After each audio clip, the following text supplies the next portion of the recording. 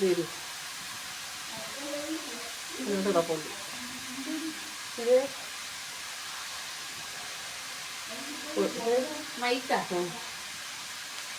Sound കിട്ടൂല ഇത്രയും പൊക്കത്തിരിക്കുന്നുണ്ട്. ആദി കുട്ടൂസ് വേൾഡിലേക്ക് സ്വാഗതം. അപ്പം ഞാൻ വീഡിയോ ഓണാക്കാൻ മറന്നുപോയി. ഞാനിന്നൊരു ബീഫ് കറിയുടെ വീഡിയോയാണ് ചെയ്യാൻ പോകുന്നത്. കൊടു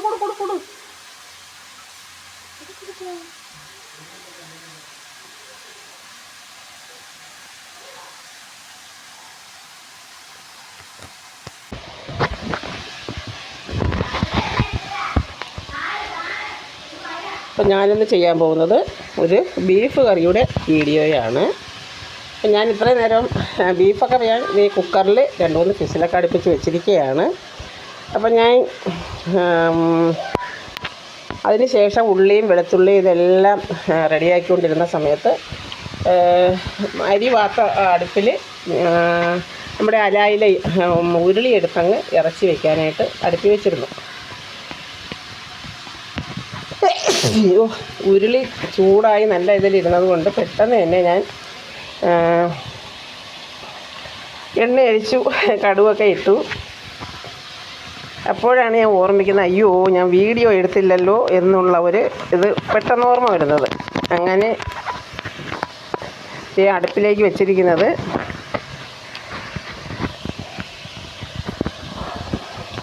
ഞാൻ ഈ മൈക്കൊന്ന് ലെവലാക്കി വെച്ചോട്ടെ.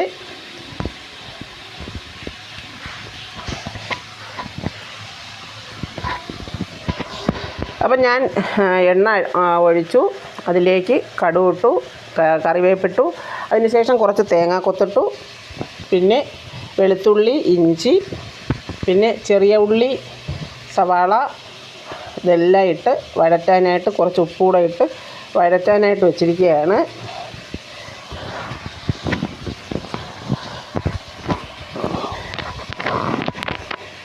അപ്പോൾ അതിൽ കുറച്ച് ഉപ്പും കൂടെ ഇടുമ്പം നല്ലതുപോലെ പെട്ടെന്ന് തന്നെ വഴന്ന് വരും. ഇപ്പോൾ തേങ്ങാക്കൊത്തിടുമ്പം അതിന് കുറച്ച് ടേസ്റ്റ് കൂടുതലാണ്. നമ്മൾ ബീഫ് വരട്ടി എടുക്കത്ത് ബീഫ് നല്ല ഗൾഫിൽ കൊണ്ടുപോകാനൊക്കെ വരട്ടൂലേ, അപ്പോഴും തന്നെ നല്ല ഇത്തിരി തേങ്ങാക്കൊത്ത് ഇട്ട് കഴിഞ്ഞാൽ ചിലർ പറയും അത് പെട്ടെന്ന് തന്നെ കനയ്ക്കൊന്നുമില്ല. ചെന്ന് നമ്മളങ്ങ് ഫ്രിഡ്ജിൽ വെച്ച് എടുത്താൽ മതി. ഇവിടെ മോനൊക്കെ കൊടുത്തു വിടുമ്പോൾ ഞാൻ ഇത്തിരി തേങ്ങാക്കൊത്തിട്ടാണ് എടുക്കുന്നത്. അതുപോലെ നമ്മൾ ചിക്കൻ ഇത് ബീഫ് വീട്ടിൽ വയ്ക്കുമ്പോഴായാലും ഇവിടെ എല്ലാവർക്കും അത് ഇഷ്ടപ്പെടില്ല, പക്ഷേ തേങ്ങാക്കൊത്തിടുമ്പോൾ അതിൻ്റേതായ ഒരു പ്രത്യേക ടേസ്റ്റ് കിട്ടും. അപ്പം നമ്മുടെ ഉള്ളി ഇതായി വരികയാണ്. അപ്പോൾ അടുപ്പിൽ തന്നെ അങ്ങ് തീ വറ്റിക്കുന്നത് കൊണ്ട് നല്ല ഒരു തീ അങ്ങ് കത്തിക്കഴിഞ്ഞാൽ നമുക്ക് നല്ല ഒരു തീ കിട്ടുന്നത് കൊണ്ട് നമുക്ക് അതിൽ തന്നെ അടുപ്പിൽ തന്നെ എല്ലാം അങ്ങ് വയ്ക്കാനായിട്ടുള്ളൊരിത് തോന്നും.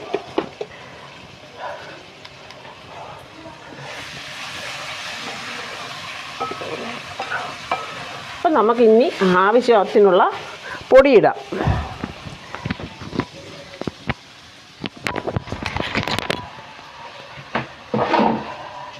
പൊടി എടുത്തുകൊണ്ട് വരട്ടെ.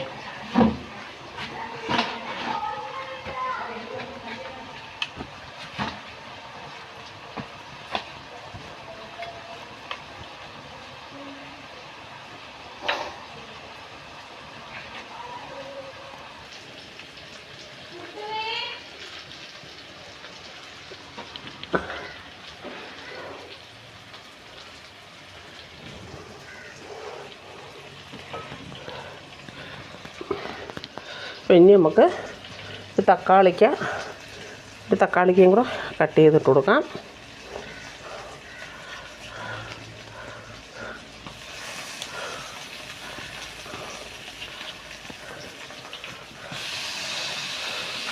ഉള്ളി നല്ലപോലെ വാടിയിട്ടുണ്ട്.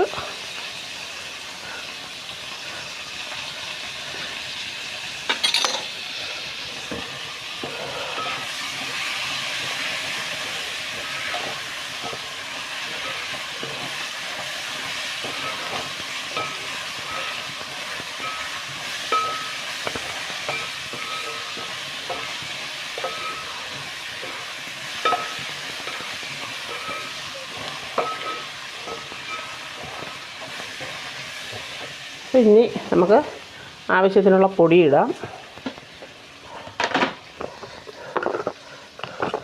ഞാൻ ബീഫ് വേവിച്ചതിൽ പൊടി കുറച്ച് ചേർത്തിട്ടുണ്ട്, അതുകൊണ്ട് കുറച്ച് മതി. അതിൽ വളരെ കുറച്ച് മാത്രമേ ഞാൻ ചേർത്തിട്ടുള്ളൂ. ഇനിയാണ് നമ്മൾ തോനെ ചേർക്കാനുള്ളത്. ഇത് കാശ്മീരി ചില്ലി പൗഡറാണ്.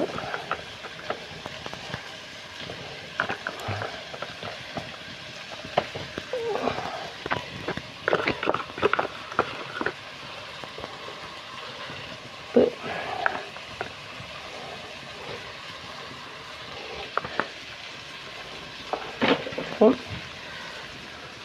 മുളക് പൊടി ഇട്ടു, മല്ലിപ്പൊടി ഇട്ടു, മഞ്ഞൾപ്പൊടി ഇട്ടു, കുരുമുളക് പൊടി ഇട്ടു.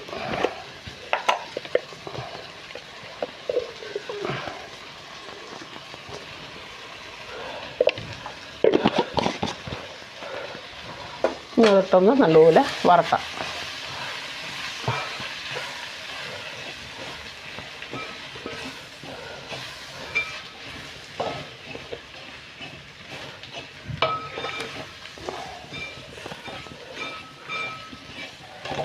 മാളു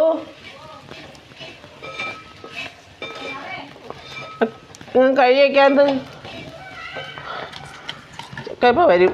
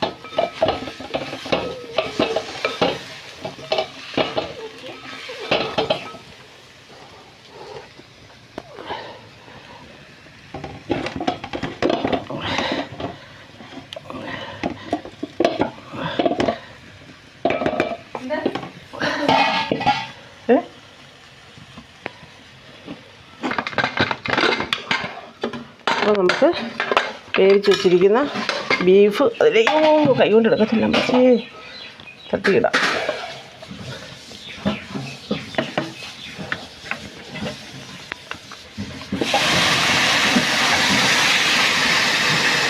അത് വേവാനുള്ള വെള്ളമായിരിക്കുന്ന പോലെ വന്നിട്ടുണ്ട്.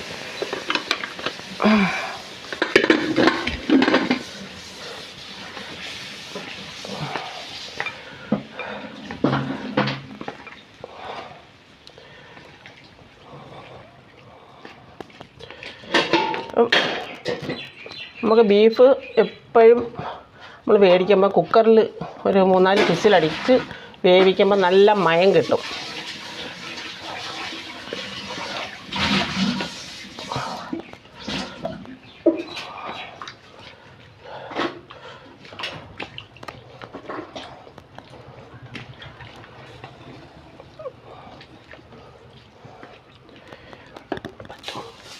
ചോളം ഇട്ടില്ല, ചോളം 2 എണ്ണം എടുത്ത് മാറ്റുന്നതാണ്.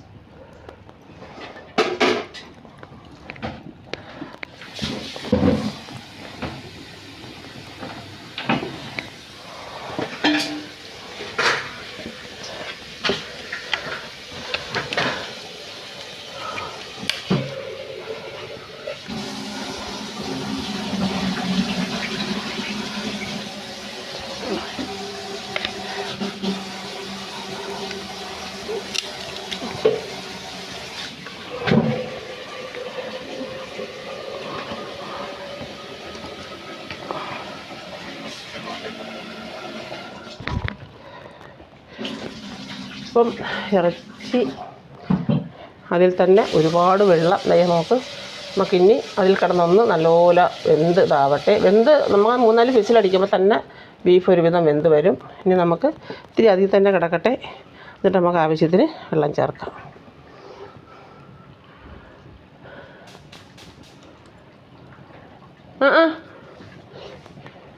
എൻ്റെ പച്ചമുളക് ഇടുക. അതിൽ അസില്ല, ശകലം കൊണ്ടേ ഉള്ളു. ഒക്കെയുണ്ട്.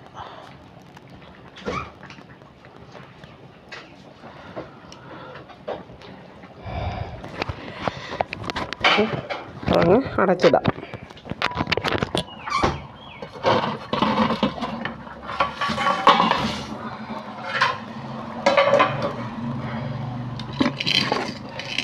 ഒരു ഇതെടുത്ത് ഇതിൽ കൊണ്ടുവന്ന്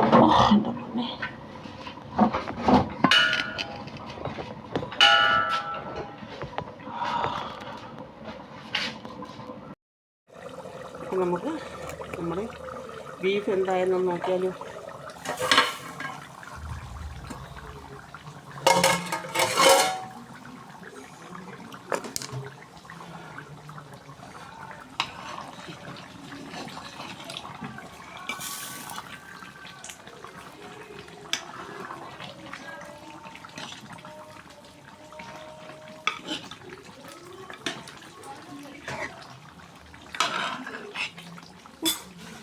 എറുമ്പാ. അതിൽ കഴുകി തരാൻ പറഞ്ഞു.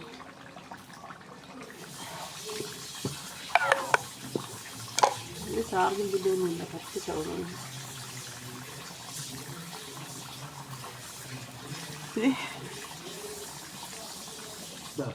മസാലപ്പൊടി ഒക്കെ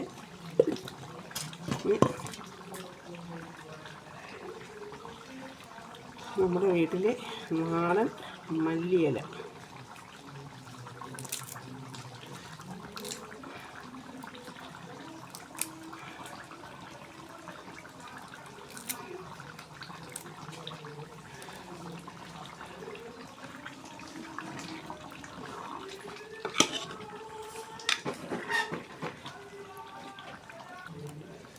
നമ്മുടെ ബീഫ് കറി സൂപ്പർ റെഡി ആയിട്ടുണ്ട്.